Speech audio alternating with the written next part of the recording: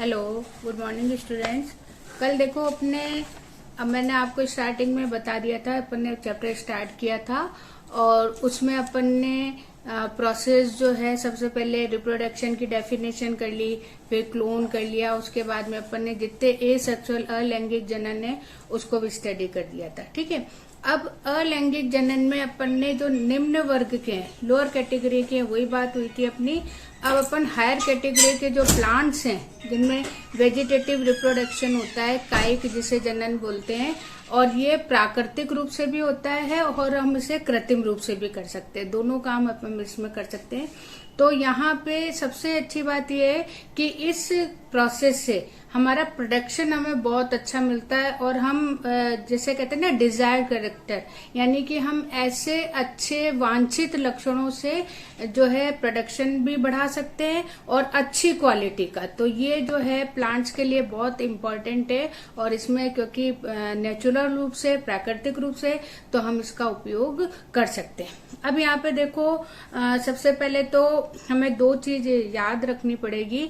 जैसे अगर हम कोई भी ऑर्गेनिज्म देखें तो हमें उन ऑर्गेनिज्म में स्पेशली थोड़ी सी जो हाई कैटेगरी की होती है, लोअर में तो आपको जैसे अमीबा है तो अमीबा के पास में एक ही कोशिका है, तो चाहे आप उसको कायिक कोशिका कहे तो चाहे अलैंगिक कोशिका कहे तो कोई फर्क नहीं पड़ता। लेकिन जैसे जैसे हम मल्टी सेलुलर में पहुंचते हैं तो वहां पर हमें जो है ऑर्गेनिज्म में उसमें दो तरह की सेल मिलती है। एक तो होती है कायिक कोशिका जैसे हम बोलते हैं वेजिटेटिव, और दूसरी होती है लैंगिक कोशिका जैसे हम बोलते हैं सेक्सुअल सेल। अब यहाँ पर जो डेवलपमेंट हो रहा है वो डेवलपमेंट किससे हो रहा है? कायिक कोशिका से। इसलिए हम उसको क्या बोल रहे हैं? कायिक जनन या वेजिटेटिव रिप्रोडक्शन या प्रोपेगेशन, दोनों में आप कुछ भी कह सकते हो। अब यहाँ पे सबसे पहले कुछ अपन एग्जाम्पल लेते हैं। जैसे सबसे पहले अपन लेते हैं घास का, ग्रास, सबने देखी हुई है। अगर आप देखोगे तो वो जो घास है, उस घास का जो स्टेम है, जो तना है, वो हर समय पैरेलल लेता है किससे? लैंड से। और जब आप उसको उखाड़ के देखोगे तो उसकी जो पर्व संधि है, जो उसकी नोड्स हैं, उन नोड से आपको रूट्स निकलती हुई दिखाई देंगी। जैसे यहाँ पे देखो, ऊपर की तरफ उसमें ग्रास से लीव्स दिखेगी और नीचे की तरफ उसमें रूट्स निकलेंगी। और ये जो रूट्स हैं, इन रूट्स को हम बोलते हैं अपस्थानिक जड़ें, यानी एडवेंटियस रूट। 11th में अगर आपको ध्यान हो तो मैंने आपको बताया भी था कि अगर आपसे पूछा जाता है कि रूट क्या है, ट्रू रूट क्या है, तो ट्रू रूट वो है जो कि जर्मिनेशन के टाइम में रेडिकल से निकलती है, उसे हम बोलते हैं ट्रू रूट्स। जो मूलांकुर से निकलती है उसे हम बोलते हैं मूल। और अगर उसके अलावा प्लांट के किसी भी भाग से निकलती है, चाहे वो स्टेम हो, चाहे वो लीफ हो, तो वो जो रूट है, लग आपको रूट ही रही है लेकिन उसका ओरिजिन जो है वो ट्रू नहीं है, तो इसलिए हम उसे क्या बोलते हैं? Adventitious root. ठीक है, तो यहाँ पर भी जब अपन देख रहे हैं ग्रास में, तो उसमें हर नोड से रूट निकल रही है और वो एडवेंटियस रूट है। और अगर हम इस तने को काट कर कहीं पे भी लगा दें तो वो नया प्लांट उगाता है। ठीक है, इसीलिए अगर हम ग्रास आप लगाते हो तो मुश्किल से 15 दिन में ही पूरा का पूरा गार्डन हमारा तैयार हो जाता है। तो ये कहलाता है आपका रनर, इसे बोलते हैं रनर, या हिंदी में हम इसको बोलते हैं ऊपरी भुस्तारी। तो ग्रास जो है इसका बेस्ट एग्जाम्पल है। उसके बाद में हमारे पास में एक एग्जाम्पल है जो आपके इसमें बुक में भी दे रखा है, ऑफसेट या भुस्तारी का, और उसका एग्जाम्पल है हमारा जलकुंभी या आइकॉर्निया। ठीक है, अब ये आप ये मान के चलो कि ग्रास जैसे किसके अंदर है? लैंड पे, ऐसे पानी के अंदर है वो क्या है? आइकॉर्निया है, भुस्तारिका है। और इसमें भी जो स्टेम है, उस स्टेम पे आपको दिख भी रहे कि जगह जगह जहां पर भी नोड है, उस नोड से जो है नया प्लांट डेवलप हो सकता है। उसके बाद में एक एग्जाम्पल है अपना ये पोटैटो का, आलू का। सबने अपने घरों में देखा है कि अगर थोड़े दिनों आपके आलू पड़े रहे तो उसमें से छोटी छोटी सी बड्स निकल आती है, कलिकाएं निकल आती हैं, जैसे अपन नॉर्मल भाषा में आंख या आईज बोलते हैं। तो अगर हम इसको भी कट करके लगा दें तो ये नया प्लांट यहाँ पर उग जाता है। तो उसके बाद में एक एग्जाम्पल और है अपना, ये क्या है? जिंजर, अदरक। जिसमें राइजोम या जिसे बोलते हैं प्रकंद, तो ये जो है इसको भी अगर हम तोड़ के लगा दें, जैसे आप अगर हम ज्यादा अदरक ले आते हैं तो अगर हम उसमें मिट्टी में गाड़ दें उसको, तो उसमें से नई अदरक वहां से निकल जाती है। तो ये जो है इसमें भी इसको हम प्रकंद बोलते हैं, और जो आलू वाला है उसको हम ट्यूबर या कंद बोलते हैं। तो ये नाम एक्चुअली ये हैं क्या, ये हैं तने। और अगर 11th में आपने पढ़े थे इसके रूपांतरण पढ़े थे तने के, मूल के, तो वो जो मेटामॉर्फोसिस है उसमें आपको पता है कि जब कोई भी दूसरे कार्य के लिए, वैसे स्टेम का कार्य क्या है, किसी चीज को पहुंचाना, संवहन करना, कंडक्शन करना, लेकिन इसके अलावा अगर वो कोई और कार्य करता है तो उसे हम क्या बोलते हैं, उसको हम जैसे रूपांतरण है या ट्रांसफॉर्मेशन आप कह सकते हो, मेटामॉर्फोसिस कह सकते हो, ठीक है। तो ये इस तरीके से जो है अपने कार्यों के आधार पे अपनी संरचना को बदल लेता है। फिर अपने पास में एक एग्जांपल है लीफ का ब्रायोफिल्म, जैसे हम पत्थर चट्टा बोलते हैं। और ये जो है पत्थर चट्टा इसलिए क्योंकि पत्थरों में भी उग जाती है, प्लस इसके पास में ऐसे केमिकल्स होते हैं, ऐसे रसायन होते हैं जिनसे ये पत्थर को तोड़ सकती है, इसलिए इसका नाम क्या है, पत्थर चट्टा। और इसके कोर से जो है कलिकाएं निकलती हैं, उन कलिकाओं को अगर हम अलग कर दें तो प्रत्येक कलिका से नया पौधा बन जाता है। तो ये कुछ कायिक जनन है जो कि हमें पौधों से, उसके जड़ से भी, उसके तने से भी, उसकी पत्ती से भी हमें मिलते हैं। जैसे जड़ों के एग्जाम्पल में अपने पास में अमरूद है, ठीक है, इनका ये मीठा नीम है, ये इनको अगर हम तोड़ के अलग लगा दें तो हमें नया डलेलिया है, एस्पेरेगस है, बहुत सारे एग्जाम्पल हैं जिसमें कि हम जड़ों से को भी तोड़ के अगर लगा दें तो हमें नया प्लांट प्राप्त हो जाता है। तो ये कुछ है। उसके बाद में एक अपने पास में और इम्पोर्टेंट है और वो है बल्बिल, ठीक है। बल्बिल या से बोलते हैं पत्र पत्रिका, क्योंकि ये कुछ ऐसे नाम है जो कि थोड़े से अलग होते हैं और वो ज्यादा इम्पोर्टेंट हो जाते हैं। ये जो बल्बिल है इसका बेस्ट एग्जाम्पल है अगेव, जो आपके बुक में भी दिया हुआ है। तो इसमें क्या होता है, पत्तियों के नीचे एक छोटी सी गोल संरचना होती है, जैसे पत्र मतलब पत्ती, और उसके नीचे होती है बल्बिल। तो उसको अगर हम अलग करके लगा दें तो यहाँ पर इसकी सहायता से भी नया पौधा प्राप्त हो जाता है। तो ये कुछ हमारे पास में एग्जाम्पल हैं जिनसे कि हम ये प्रोसेस यहाँ पर इजीली कर सकते हैं। तो हमारे पास में ये कुछ कायिक जनन के भी एग्जाम्पल हैं।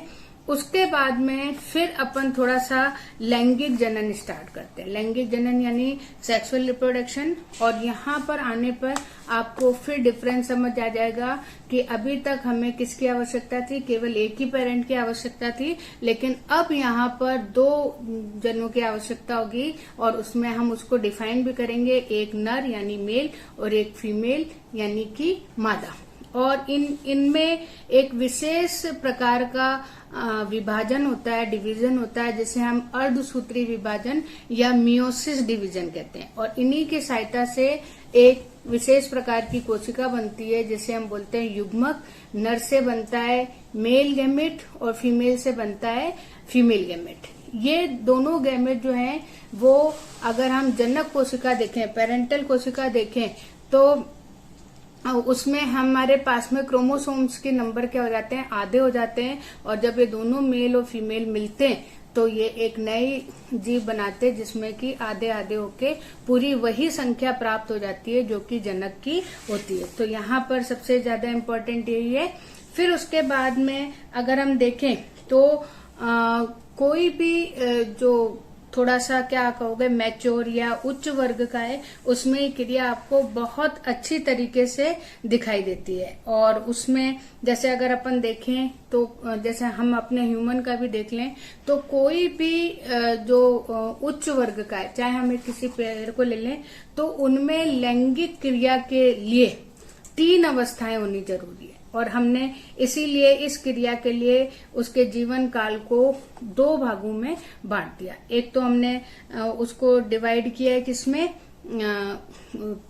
सबसे पहले जो भी फर्टिलाइजेशन है जिसे हम निषेचन क्रिया बोलते हैं, जिसमें कि हमें युग्मकों का निर्माण करना है, तो निषेचन से पहले की क्रिया है, एक निषेचन क्रिया है और एक निषेचन के बाद की। तो प्री फर्टिलाइजेशन, फर्टिलाइजेशन और उसके बाद में पोस्ट फर्टिलाइजेशन। ठीक है, इससे पहले देखो आपके बुक में एक बहुत इंपॉर्टेंट चीज दी हुई है कि एक होता है मोनोकार्पिक और एक होता है पोलोकार्पिक। ठीक है, मोनोकार्पिक और पोलोकार्पिक क्या होता है कि जैसे कोई भी प्लांट है, वो प्लांट अपने पूरी लाइफ में केवल एक ही बार फल बनाता है।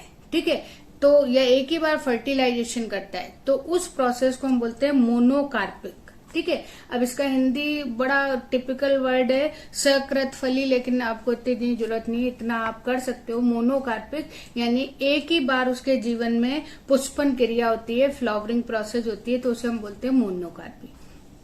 उसके बाद में ये क्रिया आपको अधिकतर जितने भी निम्न वर्ग के हैं या आप जिनको मौसमी कह सकते हो, सीजनल प्लांट हैं, अपने वहां गेहूं है, चना है, जो भी सीजन के अकॉर्डिंग हम लगाते हैं, तो बस वो अपना एक थोड़े से टाइम में लाइफ साइकिल करते हैं, उनमें फ्लावरिंग होती है, फ्रूट फॉर्मेशन होता है और वो खत्म हो जाते हैं, तो इनको हम बोलते हैं मोनोकार्पिक।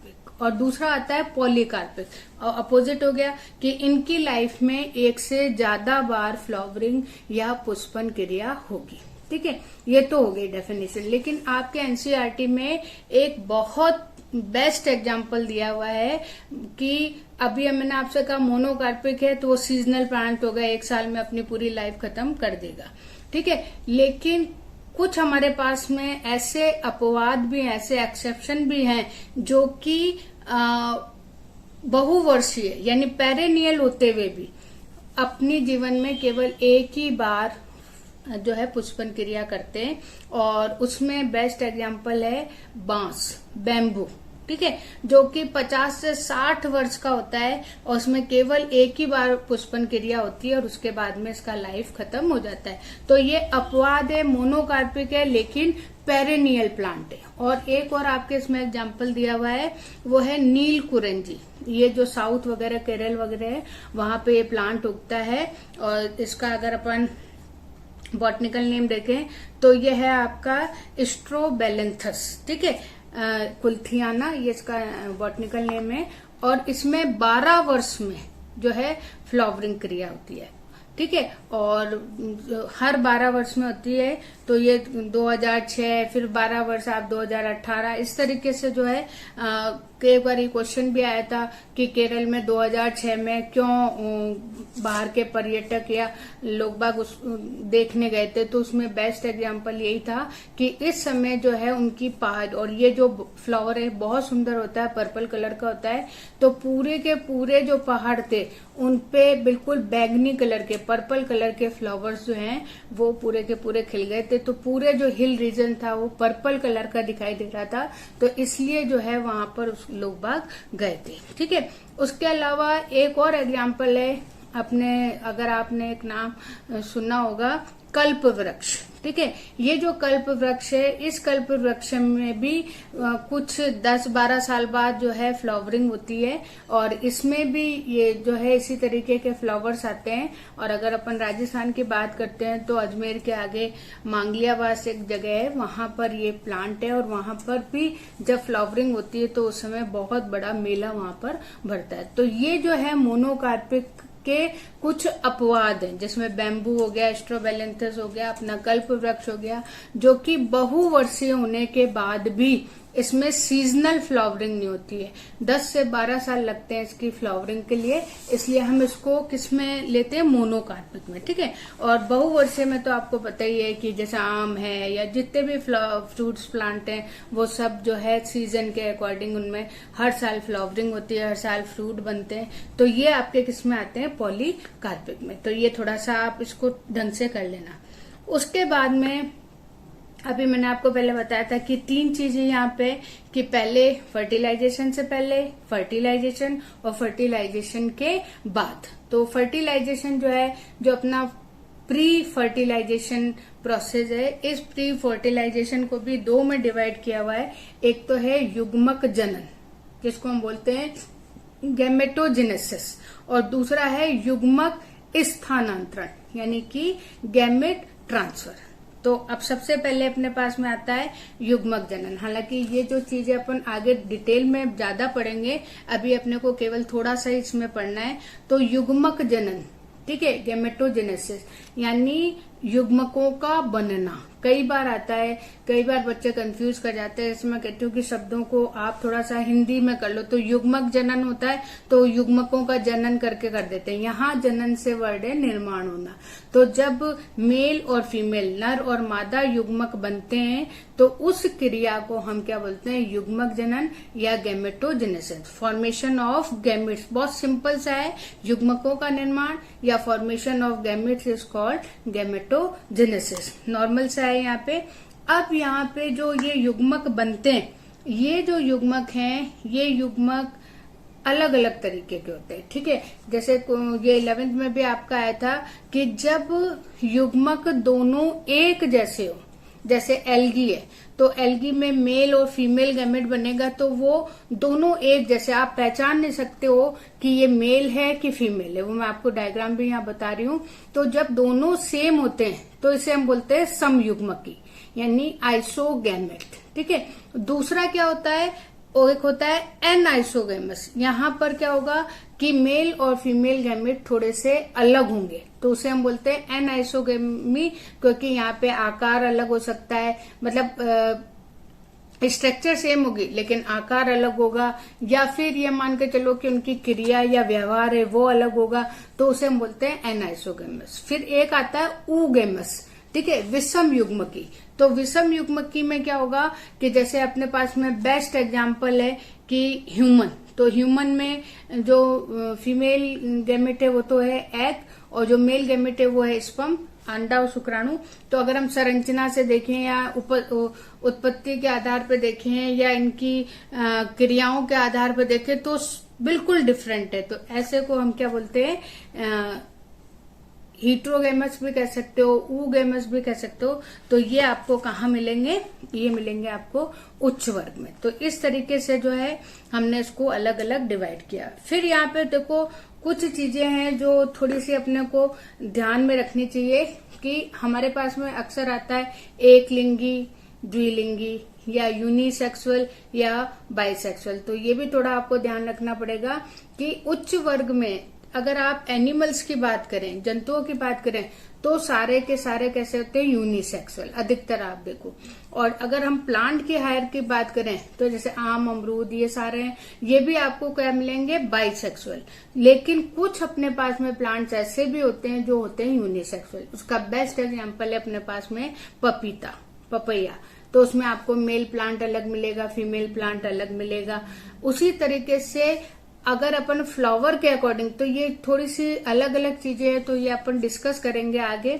अभी केवल आप ये देख लो कि प्लांट यूनिसेक्सुअल हो सकता है क्योंकि उसमें मेल या फीमेल ही है, या फिर फ्लावर है वो भी कभी यूनिसेक्सुअल होता है कि एक मेल फ्लावर है एक फीमेल फ्लावर है। तो अगर जैसे अपन कुकरबिटा में जाएं तो ये तोरई, लौकी वगैरह, तो वहां पे आपको फ्लावर भी कैसे मिलेंगे, यूनिसेक्सुअल मिलेंगे। तो ये जो है लैंगिकता के आधार पे आप ये देखोगे कि ये जो युग्मक है ये युग्मक अलग अलग तरीके के होते हैं और इनका निर्माण इन्हीं के विशेष अंगों द्वारा होता है। फिर उसके बाद में अगर हम देखें तो युग्मक स्थानांतरण। युग्मक स्थानांतरण क्या है कि जब ये मेल गैमेट और फीमेल गैमेट बन गए तो ये किस तरीके से आपस में सहयुग्मन करेंगे या आपस में फ्यूजन करेंगे, तो उसके लिए कोई ना कोई को चलना या गमन करने की आवश्यकता होती है। और इसमें अधिकतर जो है मेल गैमेट है वो गमन करता है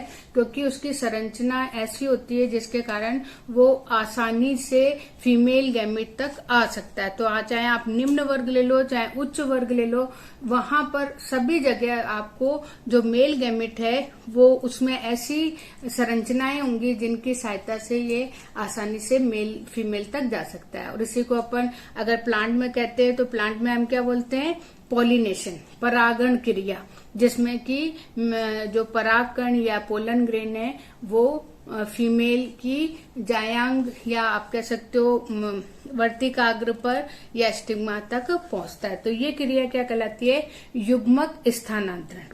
उसके बाद में फिर हमारे पास में निषेचन क्रिया है जिसमें कि जब दोनों पहुंच गए यानी कि मेल जो है फीमेल के पास पहुंच गया तो उस समय इनमें युग्मन क्रिया होती है, निषेचन क्रिया होती है और इससे NN, अगर आप ध्यान हो तो अगुणित अगुणित या हैप्लॉइड हैं दोनों, फीमेल और मेल गैमेट, तो वो मिलके एक द्विगुणित कोशिका का निर्माण करते हैं, जिसे हम जायगोट या युग्मनज कहते हैं। ठीक है, तो ये इस तरह से दोनों का मिलना क्या कहलाता है? निषेचन क्रिया। बहुत सिंपल सी प्रोसेस है।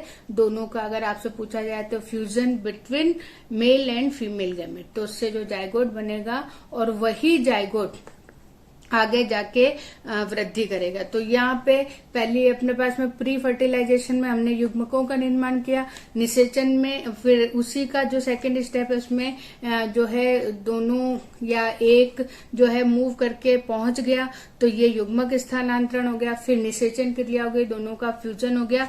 और जो तीसरी है जिसे हम बोलते हैं पोस्ट या पश्च निषेचन क्रिया, उस पश्च निषेचन क्रिया में क्या होगा? ये फल का या एम्ब्रियो का या भ्रूण का निर्माण करेंगे, तो उसे हम क्या बोलेंगे? पश्च निषेचन क्रिया। तो अपन अभी आज इतना ही कर रहे हैं, बाकी अपन कल करेंगे। Okay, thank you. कोई दिक्कत हो तो आप मुझसे पूछ लेना। Thank you.